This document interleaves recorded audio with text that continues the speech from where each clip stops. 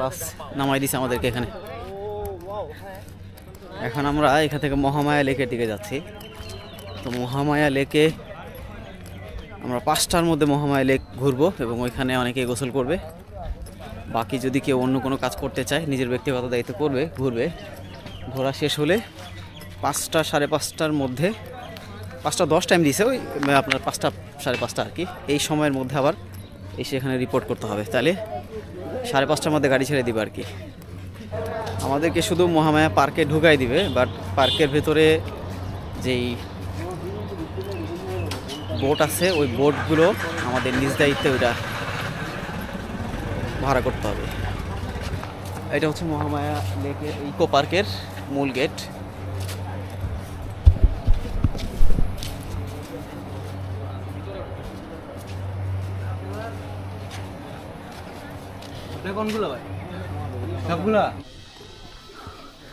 মূল গেট থেকে, অর্থাৎ মহামায়া লেকের মূল গেটে ঢুকলে আপনি রাস্তার ডান পাশে এই যে ভবনটা দেখতে পাবেন, সরকারি ভবন, মহামায়া ইকো পার্কের পার্ক অফিস কাম তথ্য কেন্দ্র। শুভ উদ্বোধন করেন জনাব আমির হোসাইন চৌধুরী, প্রধান বন সংরক্ষক, বন অধিদপ্তর বাংলাদেশ। ওকে,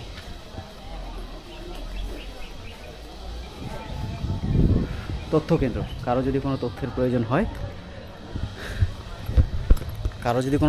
প্রয়োজন হয়, অর্থাৎ কিভাবে ঘুরবে, ঘুরে দেখার বিষয়ে যদি কোনো ইনকোয়ারিজ থাকে, কোনো প্রবলেম হয়,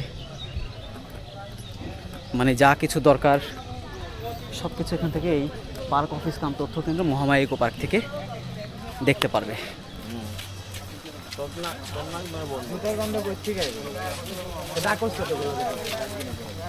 এখানে একটু বৃষ্টি হয়েছিল, দেখেন বৃষ্টি হওয়ার পরে এই ফুলের কালারটা একেবারে লাল টকটকে হয়ে খুব সুন্দর কালার হয়ে আছে। কি গাছ বলতে পারবো না।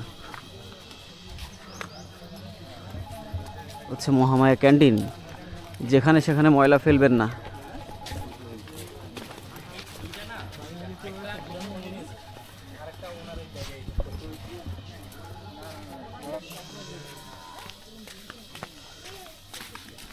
মহামায়া লেক থেকে ধান কেটে নিয়ে এসছে নাকি কৃষ্ণচূড়া? উপরেগুলো দেখেন, এই যে ঝাউবন, ঠিক আছে।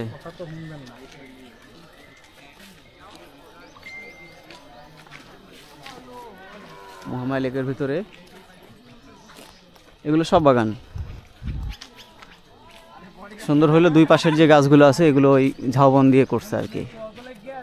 বাংলাদেশ পানি উন্নয়ন board, Mahamaya lake office, Mirsarai, Chattogram. Washroom সহ গণ শৌচাগার, পিকনিক গ্রাউন্ড, ইবাদতখানা। আচ্ছা, এখান থেকে এটার ভিতরে সব কিছুর ব্যবস্থা আছে। আর যেটা সবচাইতে ভালো লাগার বিষয় সেটা হলো যে এইখানে পিছনে একটা ছোট, মানে ওইখান থেকে লেকের যে পানিগুলো বের হয়, ওই পানিগুলো বের হওয়ার জন্য ছোট্ট একটা লেক আছে। এটাও একটা ছোট খালের মতো। এটা যখন বিকেলের দিকে যখন পানিটা বের হবে, তখন পানির স্রোত যখন বেশি হবে তখন দেখতে সুন্দর লাগবে।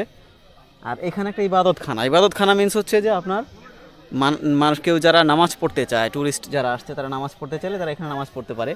আর পানি উন্নয়ন বোর্ডের এখানে একটা অফিস আছে। জায়গাটা খুবই সুন্দর এবং আমার কাছে একদম নিরিবিলি পরিবেশ। একটু উপরের দিকে তাকাইলে আপনারা দেখবেন যে পিছনের দিকে দেখেন ঝাউবন দিয়ে, দুই পাশে ঝাউবন দিয়ে ইয়ে করা আছে, একবারে সুন্দর। আসেন, পিছনে পুরো রাস্তার ডানে এবং বামে উভয় পাশেই খুব সুন্দর গাছগাছালিতে ভরা পার্ক। গাছগাছালিতে ভরা থাকলেই পার্কের সৌন্দর্য, গাছ যত বেশি থাকবে, সুন্দর থাকবে, সবুজ থাকবে, তত পার্কের সৌন্দর্য বেশি হবে আর কি। সেটা এখানে স্পষ্ট দেখা যাচ্ছে আর কি। তো আমি আপনাদেরকে মহামায়া লেকের এখন যেই দৃশ্যটা দেখানোর চেষ্টা করছি, আপনারা অনেকেই দেখে হয়তো ভাবতে পারেন যে আসলে এখানে তো সবাই গোসল করছে, তাহলে আমার গোসল করতে প্রবলেমটা কোথায়? মূল সমস্যাটা হচ্ছে যে আপনারা একটু খেয়াল করলে দেখবেন যে এখানে যারা ইতোমধ্যেই গোসল করার জন্য পানিতে নামছে, তো এই যে অল্প পরিমাণে পানি হওয়ার কারণে এবং এই যে এখন যে মহামায়া লেকের যে এখন চিত্রটা দেখতে পাচ্ছেন, অর্থাৎ এখন একেবারে শুষ্ক একটা মৌসুম এবং প্রচণ্ড গরম এবং রৌদ্রের তাপও প্রচুর পরিমাণে বেশি আছে।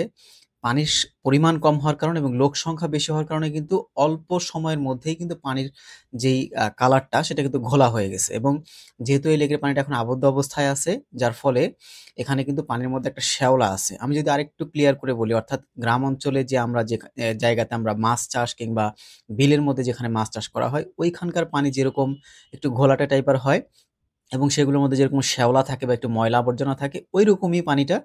তবে যাদের প্রবলেম আছে, অর্থাৎ যাদের অ্যালার্জির সমস্যা আছে কিংবা অন্যান্য ঠান্ডা বা আরো যেই আপনার সিজনাল যে প্রবলেমগুলো আছে, যদি এগুলো কারো থেকে থাকে তাহলে আমি রিকমেন্ড করব যে আপনারা এই পানিতে নেমে গোসল করার কোনো প্রয়োজনীয়তা নাই। তবে এই যে লেকের পানিটা দেখতে পাচ্ছেন এখন যে কালারটা, যখন ভরপুর মৌসুম থাকবে, অর্থাৎ পুরোপুরি বর্ষা থাকবে এবং বৃষ্টি হবে প্রচুর পরিমাণে, তখন যখন পানির পরিমাণটা আরো বাড়বে, ওই সময় কিন্তু লেকের সৌন্দর্যটা আরো বৃদ্ধি পাবে। তখন যদি আপনারা বোট নিয়ে ভাড়া করে ঘুরতে চান, তাহলে সে সময় একরকম দৃশ্য আপনারা দেখতে পাবেন। আর এখন যেহেতু শুষ্ক মৌসুম আছে, এখন আবার এটার চিত্র আরেক রকম। তবে লেকের ওই পারে আমি এটা আপনাদের এই ভিডিওর শেষে দেখানোর চেষ্টা করব, অর্থাৎ এখন যে রাস্তার ভিউটা দেখতে পাচ্ছেন, তার ঠিক বাম পাশে যে একটা মানে এই লেকের এই পানিটা ওই পারে চলে যায়। তো এই মাটির নিচে দিয়ে, অর্থাৎ রাস্তার এই পার থেকে ওপারে যে পানিটা যায়, এই মাঝখানে ছোট্ট একটা প্রসেসিং হয়ে যায়। এখানে পানি কিছুটা ফিল্টার হয়। আমি আরেকটু ক্লিয়ার করে বলি, যেমন এই মাটির নিচে দিয়ে যেখান দিয়ে পানিটা যায়, ওখানে যেহেতু এখানকার স্থানীয় লাল মাটি এবং পাথরের বিশেষ অংশ ওখানে আছে, এইটুকু সময় যখন এখানে পাস হয়ে পানিটা ওপারে যায়, এই সময়ের মধ্যে পানিটা কিছুটা ফিল্টারিং হয়, অর্থাৎ পানিটা পরিষ্কার হয়। তো ওই পারে গেলে আপনারা চাইলে কেউ গোসল করতে পারেন, সেটা ভিন্ন একটা বিষয়। তবে ওখানকার পানিও বেশ ঠান্ডা। যাদের ঠান্ডার সমস্যা আছে তারা অ্যাভয়েড করতে পারেন। অনেকেই গোসল করেছে এই ময়লা পানির মধ্যেও এবং অনেকেই গোসল করে নাই, জাস্ট একটু ঘোরাফেরা করতেছে আশেপাশে। তবে এখনকার যে পরিবেশটা খুবই চমৎকার একটা পরিবেশ এবং সবুজে ঘেরা একটা প্রকৃতি আমরা দেখতে পেয়েছি ইকো পার্কের ভিতরে, অর্থাৎ মহামায়া লেকের ভেতরে। এছাড়াও অনেকেই দুই পাশে যে পাহাড়গুলো আছে, অর্থাৎ ডানে এবং বামে যে বড় ২ টা পাহাড় আছে, পাহাড়গুলো ঘুরে অনেকে দেখেছে।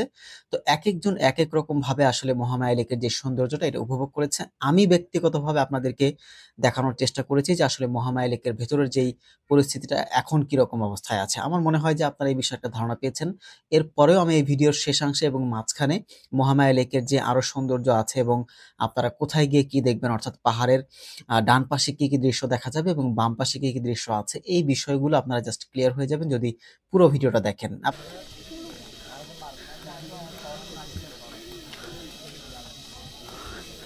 ওই পাশটা হচ্ছে লেকের এরিয়া।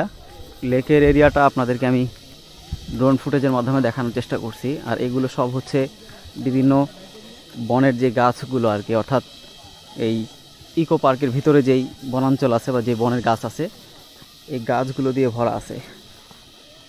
হ্যাঁ, এখানে আবার স্থানীয় লোকজন গরু পালতেছে। গরু কার ভাই?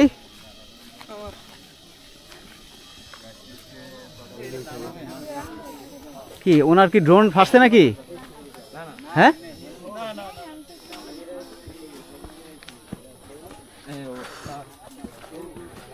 আর একটু পড়ে যায়। হ্যাঁ, চলেন ভাই। ভাই সাবধানে আসি। হ্যাঁ, ওরে বাবা, আমার সময় পের হইল। হ্যাঁ নামার সময় একটু কষ্ট হবে। হ্যাঁ, এটা হচ্ছে ইকো পার্কের ভিতরে যেই পাহাড়ের চিপা চাপাগুলি বেশ আচ্ছা, বেশ উঁচু এবং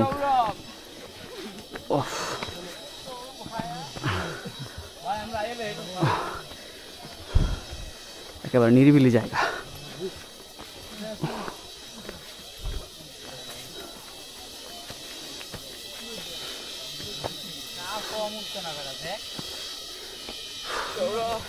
আর যাওয়া যায় না, না এ পর্যন্তই শেষ। ভাই হাফাই কি আমরা দেখ ছবি তুলবো কি? রাস্তা আসতো তো, মানে গাছ দিয়ে ব্যারিকেড দিয়ে রাখছে নাকি?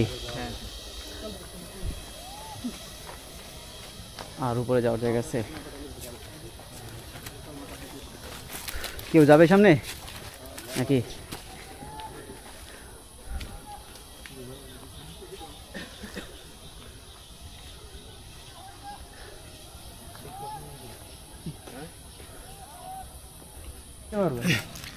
যাওয়া যাবে? যাওয়া কি নিরাপদ কিনা? যাবেন চলেন। আসেন একসাথে গ্রুপ হয়ে যাই।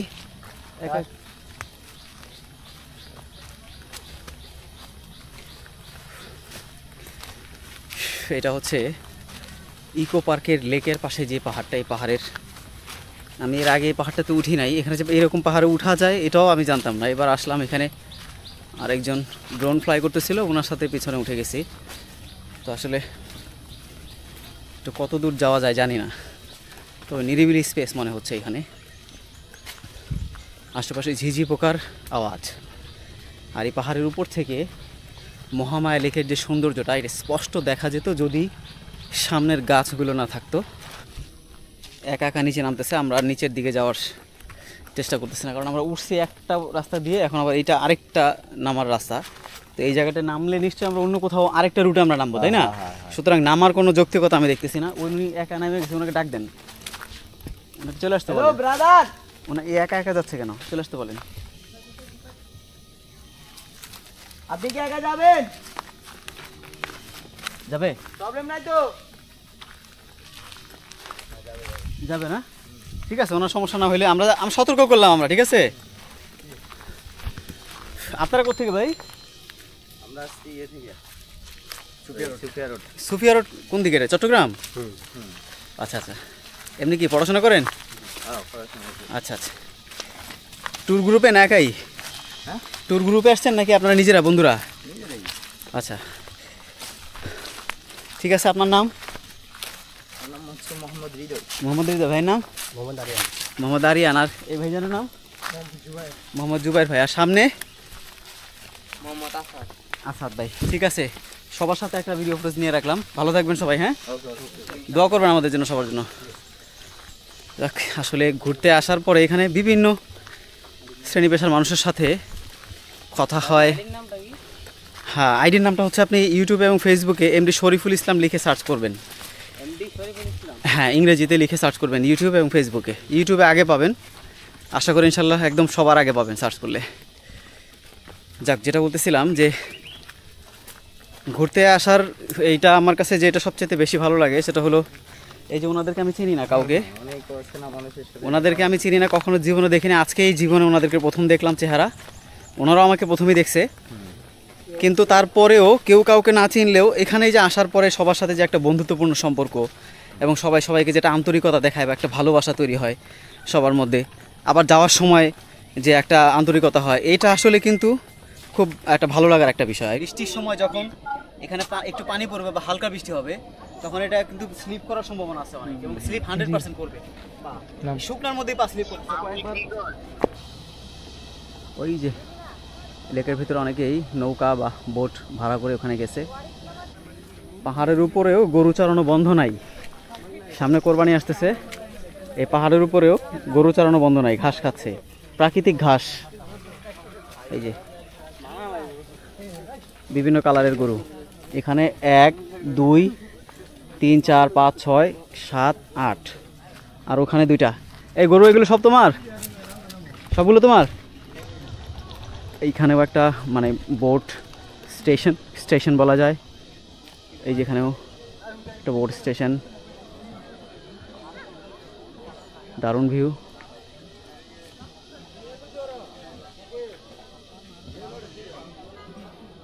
একদম ভরা মৌসুম বা বর্ষা যখন হয় তখন পানি এই পর্যন্ত চলে আসে, এটা বোঝাই যাচ্ছে, কারণ এখানে পাড় দেওয়া, সিমেন্টের ইয়ে দিয়ে পাড় দেওয়া হয়েছে এখানে। আর এখানে পাহাড়গুলো শুকনা দেখা যায়, তার মানে ওই যে গাছের মানে যেখান থেকে গাছের অংশ শুরু হয়েছে ওই পর্যন্ত পানি হয় বর্ষার সময়। এখন শুকনা মৌসুম, এর জন্য পানি কম, আর বেশি ভিতরে যাওয়া যাচ্ছে না। যারা বোট নিয়ে ঘুরতেছে কাছাকাছি এই সামান্য এই একটা মানে সার্কেলের মধ্যে এই বোট নিয়ে ঘুরতেছে আর কি। একেবারে পড়ন্ত বিকেলে শেষ বেলায় মহামায়া লেকের চিত্র আমি আপনাদেরকে দেখাচ্ছি।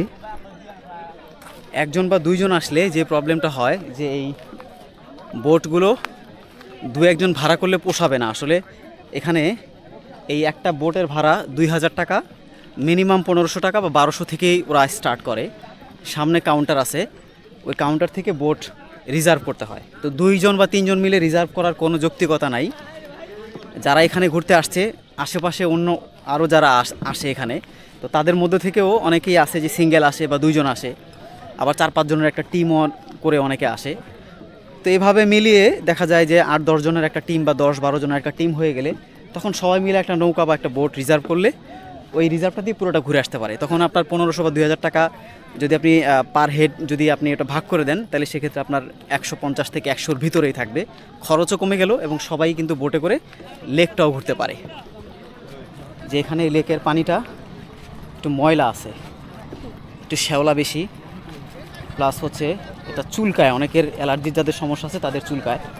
কারণ অনেকে নামছে যাদের অ্যালার্জি প্রবলেম ছিল তারা জানতো না, তো নামার পরে এই পানির মধ্যে এক ধরনের শ্যাওলা আছে, ছোট ছোট শ্যাওলা, এটা দেখা যায় না খালি চোখে, এবং ছোট ছোট ব্যাঙের যে ছোট পোনার মতো এরকম ছোট, আপনার ওটাকে কি বলে মানে দেখা যায় না আর কি, ছোট পোনার মতো আর কি। তো এগুলো অনেক সময় দেখা যায় যাদের একটু অ্যালার্জি সমস্যা আছে তাদের পা চুলকায়। এই জন্য আমি বলবো যাদের এই সমস্যাগুলো থাকবে তারা নামা উচিত না। বাকি এমনি যারা গোসল করতে পারে শখের বসে নামতে পারেন, তবে নামতে গিয়ে আবার নিজের সমস্যা করাটা, তাহলে সেক্ষেত্রে নামারই দরকার নাই। পানি কম, কিন্তু ওই পাশে ভিতরে একটা ঝর্ণা আছে। এখন এই শুষ্ক মৌসুমে ওইখানে যে ঝর্ণা দেখা যাবে এটাও শিওর না, কারণ আমরা এর আগে যখন বৃষ্টি হয়েছিল তখন ওই বৃষ্টির সময়ও আমরা ওইখানে গিয়ে ঝর্ণার পরিমাণ বা ঝর্ণার পানির পরিমাণ দেখতে পারিনি। ওইখানে কাউন্টার, এই যেটার এই ব্রিজের নিচে হলো কাউন্টার, বোটের কাউন্টার, এখান থেকে রিজার্ভ করে যেতে পারবে। ভাই 10 জনের যদি গ্রুপ করে তাহলে কত খরচ পড়তে পারে?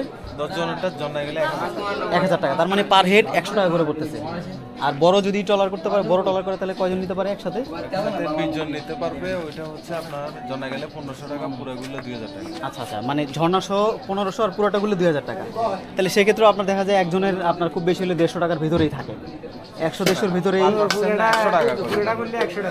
100 টাকা। তার মানে গ্রুপে ঘুরলে সবচেয়ে সাশ্রয়, সবাই মিলেমিশে ঘুরতে পারে। ঠিক আছে, থ্যাংক ইউ ভাই। আপনার নাম? আমার নাম সালমান। সালমান ভাই। এখানে আসলে এই টিকিট কাউন্টারের দায়িত্বে সালমান ভাই বা অন্য যখনই যেই থাকবে আপনারা দরদাম করে ভাইদের সাথে কথা বলে তারপরে আপনারা বোটের রাইডটা শেয়ার করবেন। এমডি শরীফুল ইসলাম, হ্যাঁ ইংরেজিতে এমডি শরীফুল ইসলাম। ঠিক আছে, থ্যাংক ইউ ভাই। ও কাউন্টারে কথা বলতেছিলাম ভাইয়ের সাথে, ভালো আন্তরিক মানুষ, চমৎকার একটা তথ্য দিল। এখানে অনেক বোট আছে, অনেক ট্রলার আছে এখানে। তো এই ট্রলারে আপনি আপনার পছন্দ অনুযায়ী আপনি যেই ট্রলারে উঠতে চান, 2 জনের ট্রলার আছে, 3 জনের ট্রলার আছে, 5 জনের আছে, 10 জনের আছে, 20 জনের আছে। ভাড়া যদি গ্রুপ ওয়াইজ যান তাহলে গ্রুপ ওয়াইজ গেলে ভাড়ার পরিমাণ অনেক কম। ক্লোজলি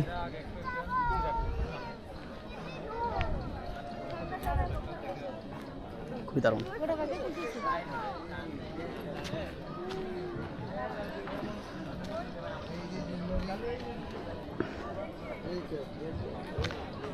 কৃষ্ণচূড়ার ফুল, লাল ফুল দিয়ে একেবারে গাছের সৌন্দর্যটা চমৎকার হয়ে উঠছে আর কি। কি তুমি কার সাথে আসছো? হ্যাঁ, কার সাথে? কার সাথে আসছো? মার সাথে। তাহলে মার সাথে আসছো, তুমি একা একা এখানে হাঁটতেছো, ভয় লাগে না? হ্যাঁ, তোমার মা যদি তোমাকে রেখে চলে যায়?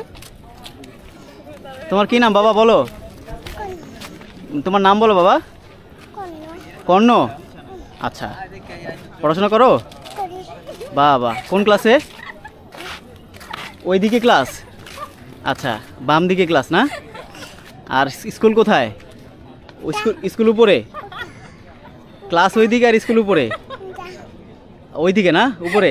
আচ্ছা আচ্ছা, ঠিক আছে। তো আজকে গেছিলা স্কুলে? গেছিলা আজকে? ঠিক আছে, ঠিক আছে বাবা, ভালো থাকো। হ্যাঁ, বাচ্চা মানুষ, ওইদিকে ক্লাস, ওইদিকে স্কুল, অনেক কিছু দেখাইলো।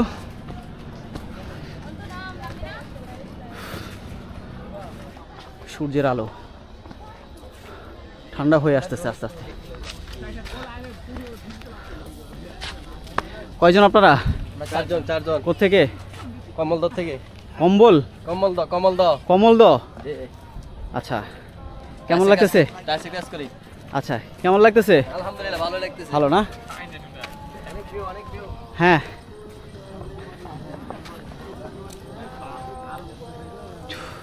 কেমন দেখলেন? কি নাম? মিনহাজ। আপনার? কয়জন একসাথে? 4 জন। কেমন দেখলেন? ভালো, ঠিক আছে। ওরা এটার উপর উঠছে, বয়স কম, এটার মধ্যে পা দিয়ে লাফ দিয়ে উপরে উঠে গেছে আর কি। তবে উঠা ঠিক না, পরে ব্যথা পাইলে সমস্যা। এটা কাজ কি আসলে? পরিত্যক্ত ঘর নাকি? ও উপরে আরো জায়গা।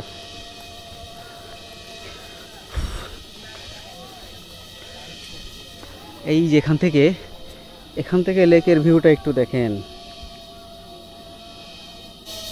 প্রকৃতির মধ্যে একটা অন্যরকম আওয়াজ আপনি শুনতে পাবেন। দেখেন এই যে বিভিন্ন পোকার পোপো পোপো পোপো শব্দ হচ্ছে, কিন্তু খেয়াল করছেন?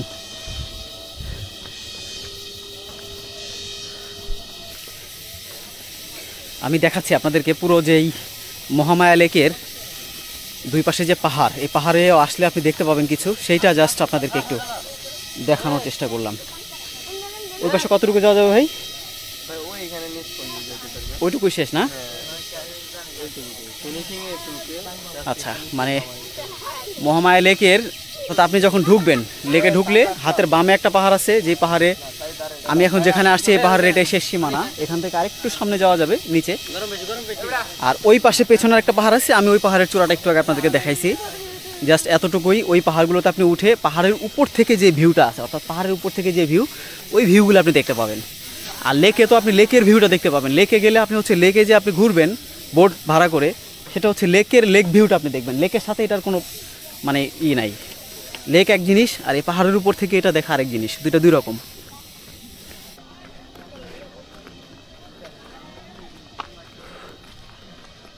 উপর থেকে নামছি এখন। এখানে এই যে আপনার এই লেকের পানিগুলো, এটাই এই রাস্তার নিচে দিয়ে বের হয়ে ওইখানে একটা ছোট্ট লেক আছে, ওই লেক দিয়ে পানিটা এখান থেকে মানে পাস হয় আর কি। ঠিক আছে, এই পানিটা এখান দিয়ে যায়। অনেকেই নামছে, পানি খুব কম।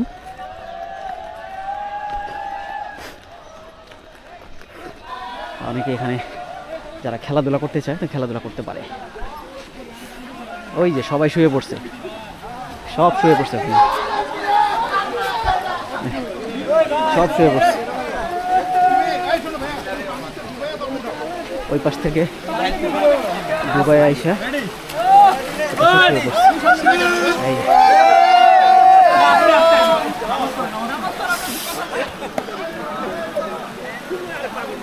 সব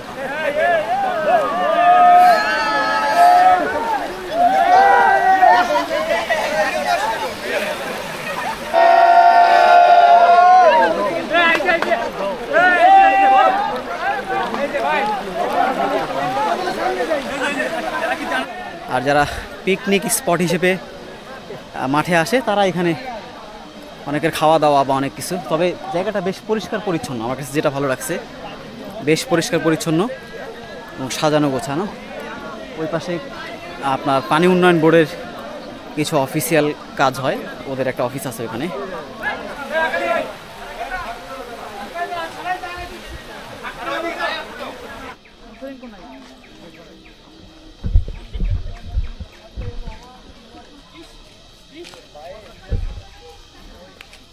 আপনার নাম কি? আপনার নাম কি বলেন? আজমাইন। আজমাইন, মাশাআল্লাহ, কথা বলতে পারো? বাচ্চা মানুষ একা একা হাঁটতেছে, এটাও অনেক। তবে